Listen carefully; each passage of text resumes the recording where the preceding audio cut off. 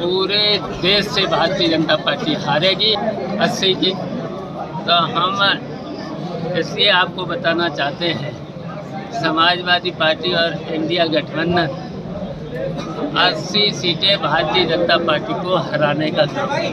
इन्हें प्रत्याशी भी ढूंढे नहीं मिल रहा, और यहाँ तक कि देखिए भारतीय जनता पार्टी तो अभी अब प्रत्याशी भी नहीं दे पाई। बहुत से जितने 51 तो दिए और जीत कर रहे हैं 80 की। तो हम इसलिए आपको बताना चाहते हैं, समाजवादी पार्टी और इंडिया गठबंधन 80 सीटें भारतीय जनता पार्टी को हराने का काम है।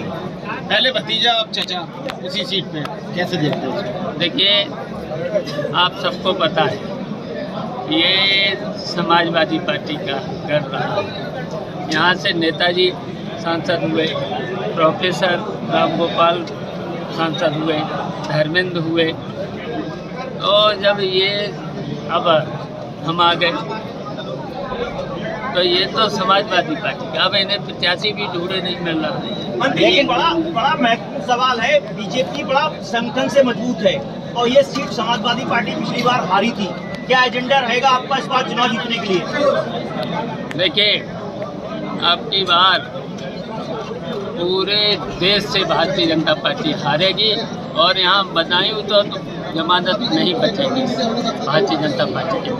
सर का नारा लगा रहे हैं, प्रत्याशी तो ढूंढे मिल नहीं रहे, और इंडिया गठबंधन समाजवादी पार्टी ने तय कर लिया है 80 सीटों पर भी हरा है। सर ठीक चुनाव से पहले बीजेपी सीएए का बिल लेके आई है, और अमित शाह जी कहते हैं कि ये बिल किसी भी तरीके से वापस नहीं होगा, तो आप इसे किस रूप में लेते हैं? देखिए, भारतीय जनता पार्टी पे कोई मुद्दे तो है नहीं, और भारतीय जनता पार्टी सत्ता में है, बड़ी घमंड में है, तो कुछ भी कर सकते हैं। तो केंद्रीय गृह मंत्री तो कहते हैं कि विपक्ष तुष्टीकरण की राजनीति कर रहे हैं। खड़े हो गए शेरवानी साहब के साथ में, कैसे साधेंगे उन्हें आप?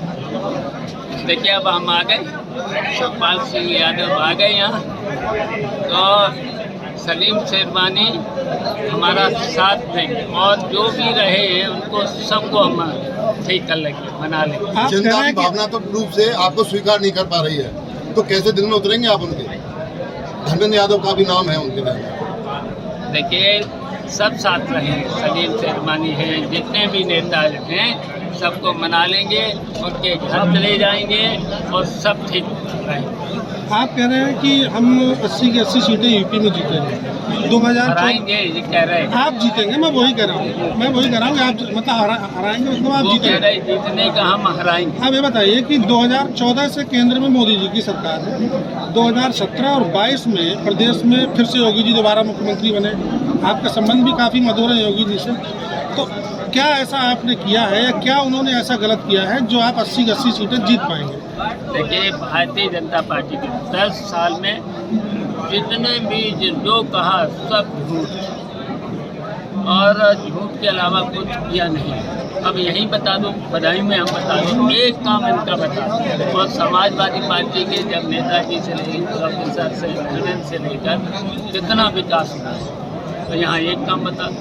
और जितना भी इन्होंने देश के लिए और देश की जनता के लिए केवल धोखा देने का काम। चुनाव से पहले समाजवादी पार्टी के गठबंधन में है कांग्रेस पार्टी, अभी स्वामी प्रसाद मौर्य से मुलाकात हुई है उनकी एक पार्टी के बड़े नेता की, तो क्या कयास लगाए जा रहे हैं कि स्वामी प्रसाद मौर्य शामिल हो सकते हैं गठबंधन में? तो कांग्रेस में हो जाए तो ठीक है, क्या है? नहीं, आप गठबंधन में स्वागत करेंगे? देखिए, कांग्रेस में आ जाएं तो ठीक है। सर चुनाव से पहले अयोध्या जाएंगे? चुनाव से पहले अयोध्या में राम जी के दर्शन करने जाएंगे आप? देखिए, अब मंदिर तो बन ही गया जी, है? और जब भगवान जी बुलाएंगे जरूर।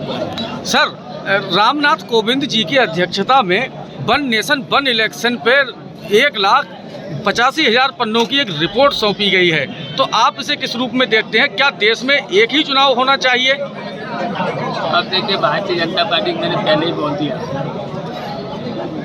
बड़े घमंड में है भारतीय जनता पार्टी।